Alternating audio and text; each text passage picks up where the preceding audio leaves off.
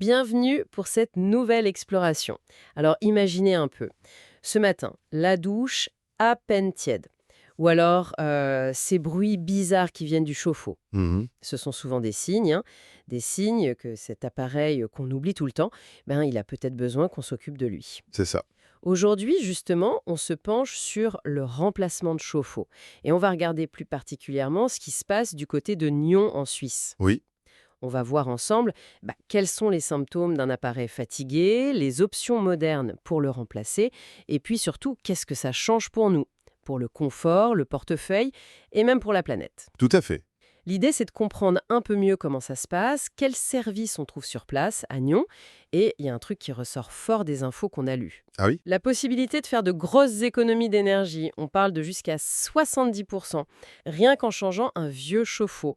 Ça mérite qu'on creuse un peu. Ah ben oui, carrément. Ok, alors, décortiquons ça. Absolument.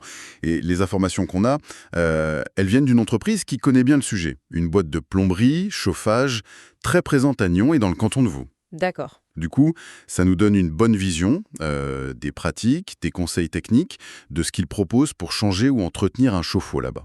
C'est une base solide pour comprendre ce qui se joue localement. Alors, justement, si on a un souci avec son chauffe-eau à Nyon, comment ça se passe en général? C'est quoi la différence entre une réparation vite fait et une solution qui tient la route? Les sources parlent beaucoup de pros agréés. Oui, et c'est logique. Le point de départ, vraiment, c'est le diagnostic. Avant même de penser à remplacer, un bon pro, il va analyser la situation. Vraiment, analyser. C'est-à-dire? Il regarde pas juste la panne, il essaye de comprendre combien d'eau chaude on consomme à la maison. Forcément, une personne seule ou une famille de 5, c'est pas pareil. Non, c'est sûr. L'isolation de la maison, ça compte aussi, pour les pertes de chaleur, et puis quel type de ballon on a déjà, comment fonctionnait l'ancien chauffage, tout ça. Le but, c'est de proposer une solution qui marche tout de suite, oui, mais surtout qui soit la bonne sur le long terme. Une solution durable. Et ce diagnostic avant, ça change vraiment tout? Ou est-ce que parfois, face à une grosse fuite, par exemple, la solution, c'est juste de changer et puis voilà. C'est une bonne question, ça. C'est vrai que si la cuve est toute rouillée et qu'elle fuit de partout, bon, le remplacement, il est souvent inévitable. Oui. Mais même là, le diagnostic reste super important. Parce qu'il va dire par quoi remplacer. Est-ce qu'on remet juste le même genre de modèle ou est-ce que c'est le moment de passer à une technologie plus efficace, Oui. plus économique? Ah, d'accord. Le diagnostic, il aide à faire ce choix intelligemment, en fonction des vrais besoins, de la maison, et ça permet aussi d'anticiper s'il y aura besoin de faire des petits ajustements sur l'installation. Je vois.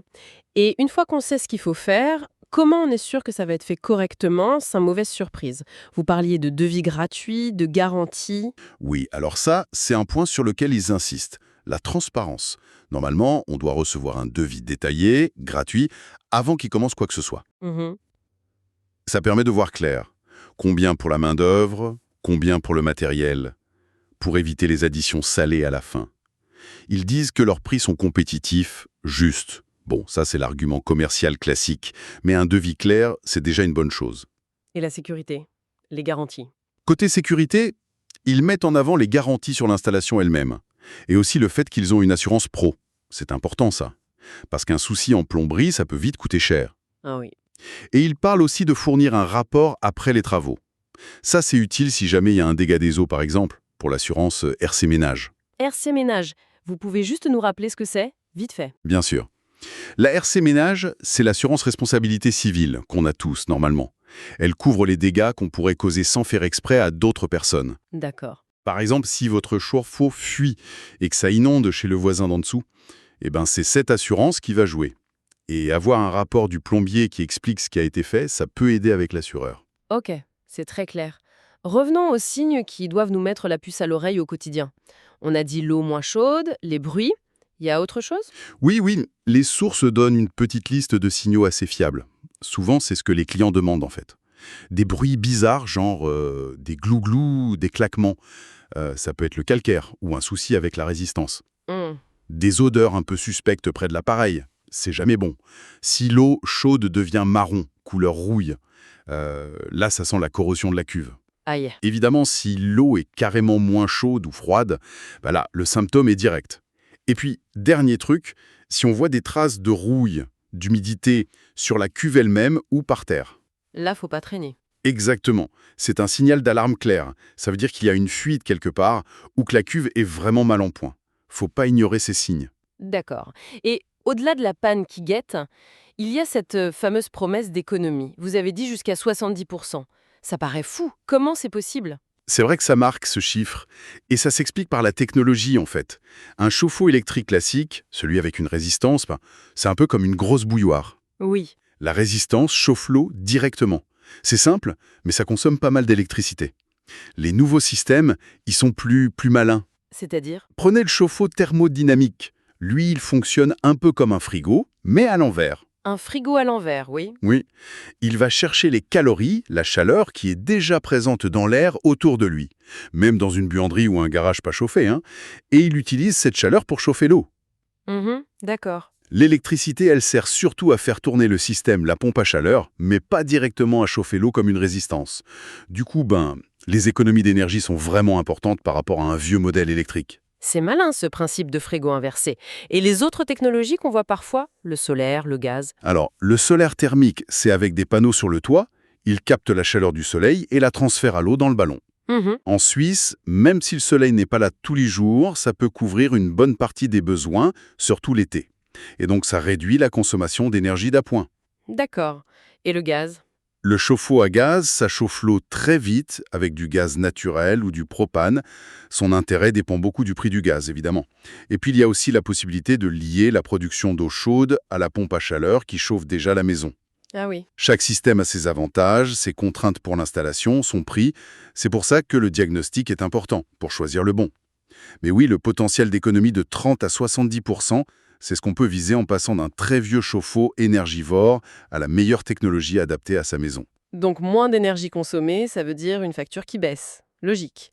Et j'imagine que c'est mieux pour l'environnement aussi. Tout à fait. Moins on consomme d'énergie, surtout si elle vient de sources fossiles, moins on émet de CO2. Et des technologies comme le solaire ou le thermodynamique, elles utilisent des énergies renouvelables, le soleil, la chaleur de l'air. Donc, oui, c'est plus écolo. C'est un argument qui compte de plus en plus pour les gens. Mais ces nouveaux systèmes, j'imagine qu'ils coûtent plus cher à l'achat. Est-ce qu'il y a des aides, des subventions pour aider à faire le pas? Surtout dans le canton de Vaud, par exemple. Oui, oui, c'est un point important que les sources mentionnent. Le canton de Vaud, comme d'autres, a des programmes d'aide pour la rénovation énergétique. Ah, intéressant. Ils encouragent l'installation d'équipements plus performants, plus écolos. Ça peut viser spécifiquement les chauffe-eau thermodynamiques ou solaires. Les montants, les conditions, ça change, donc il faut bien se renseigner. Auprès de qui? Auprès des services de l'énergie du canton ou alors demander à l'installateur. Normalement, une entreprise sérieuse et locale doit connaître les aides qui existent et peut même aider à faire la demande. D'accord. Donc, l'investissement de départ, il peut être un peu réduit grâce à ces aides, et puis on récupère de l'argent sur les factures après. C'est un calcul à faire sur la durée. Exactement. Si on regarde le coût initial, moins les aides possibles, plus les économies qu'on va faire chaque année, changer son vieux chauffe-eau, ça peut devenir rentable au bout de quelques années. Sans parler du confort et du geste pour la planète. C'est une vision à long terme, quoi. On a beaucoup parlé du remplacement qu'on peut prévoir, anticiper. Mais, et les urgences? Une panne de chauffe-eau, ça prévient pas toujours. Ah ça, c'est clair. Et c'est un aspect essentiel du service de plomberie. Les infos qu'on a insistent sur la dispo d'un service de dépannage d'urgence. 24h24. Oui, 24h24, 7 jours 7, spécifiquement pour la région de Nyon. Ils mettent en avant la rapidité, ils parlent d'une intervention en 30 minutes en moyenne. 30 minutes? Pas mal. Bon, évidemment, ça dépend du trafic, d'où on est exactement. Mais l'idée, c'est d'être là vite si ça lâche d'un coup, s'il y a une grosse fuite ou plus d'eau chaude du tout. Et là, le diagnostic se fait sur place. Est-ce qu'on peut réparer ou est-ce qu'il faut remplacer d'urgence? Cette rapidité, c'est sûr que ça compte quand on est dans la panade. Et à part les urgences et les remplacements, est-ce qu'il y a d'autres services utiles autour du chauffe-eau? Oui, il y a deux autres choses importantes. D'abord, le conseil personnalisé. On en a un peu parlé, hein. Aider le client à choisir le meilleur système pour lui, pour son budget, expliquer les différences entre les technos. Mhm. Et puis, il y a l'entretien, la maintenance préventive. Ça, c'est fondamental pour que l'appareil dure longtemps. L'entretien, on y pense moins, c'est vrai. Pourquoi c'est si crucial? Pour plein de raisons. D'abord, pour la durée de vie. Les sources disent qu'un chauffe-eau, ça dure en moyenne 15 ans. 15 ans! Mais c'est juste une moyenne. Si on l'entretient bien, il peut durer plus longtemps. Si on ne fait rien, beaucoup moins. L'entretien typique, c'est d'abord le détartrage. Le calcaire, c'est l'ennemi public numéro 1. Ah oui, le calcaire. Ils s'accumulent, ça réduit l'efficacité, ça peut abîmer les pièces. L'entretien, ça inclut aussi de vérifier et de changer si besoin des pièces qui s'usent, comme l'anode. L'anode. C'est quoi ça, l'anode? L'anode, c'est une pièce en métal, souvent du magnésium, qu'on met dans la cuve. Son boulot, c'est de protéger la cuve en acier contre la rouille. Comment ça? Par un processus chimique, en fait. C'est l'anode qui va rouiller, qui va s'user à la place de la cuve. Elle se sacrifie. Donc, si on la vérifie et qu'on la change quand elle est usée, la cuve, elle risque moins de percer. Malin. L'entretien, ça permet aussi de vérifier le groupe de sécurité. Encore en termes techniques. Le groupe de sécurité. Oui, c'est une pièce obligatoire super importante pour la sécurité. Elle fait plusieurs choses. Elle évite que la pression monte trop dans le ballon quand l'eau chauffe. Elle permet de vider le chauffe-eau si besoin. Et elle empêche l'eau chaude de repartir dans les tuyaux d'eau froide. D'accord. S'il est défectueux, ça peut être dangereux ou causer des fuites. Donc l'entretien, ça vérifie qu'il marche bien, ça contrôle les tuyaux, ça cherche les petites fuites cachées et ça vérifie aussi le thermostat. Certaines boîtes proposent même des contrats d'entretien pour faire ça régulièrement. Donc, cette durée de vie de 15 ans, en fait, elle dépend beaucoup de la technologie choisie au départ, de la qualité de l'eau, hein, j'imagine qu'à Nyon, le calcaire, c'est un sujet, et surtout de si on fait l'entretien ou pas. Exactement, la dureté de l'eau, ça change d'un endroit à l'autre et c'est un facteur clé.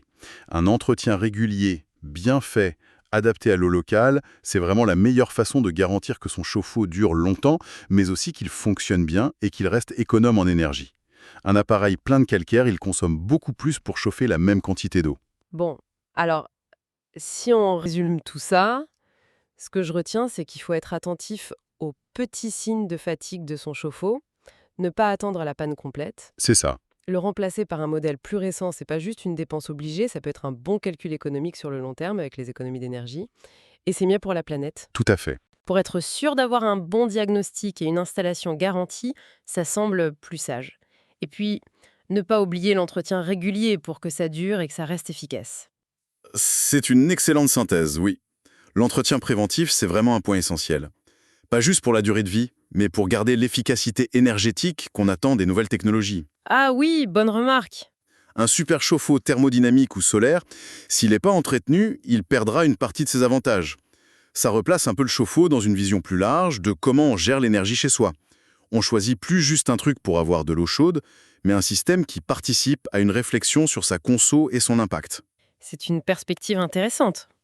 Pour finir, est-ce qu'il y aurait une question, une réflexion pour aller un peu plus loin? Oui, peut-être une question qui découle de cette idée de connaissance locale-là. Les sources parlent d'intervenir dans des quartiers précis de Nyon. Les Plantases, près de l'eau, le stand. Oui.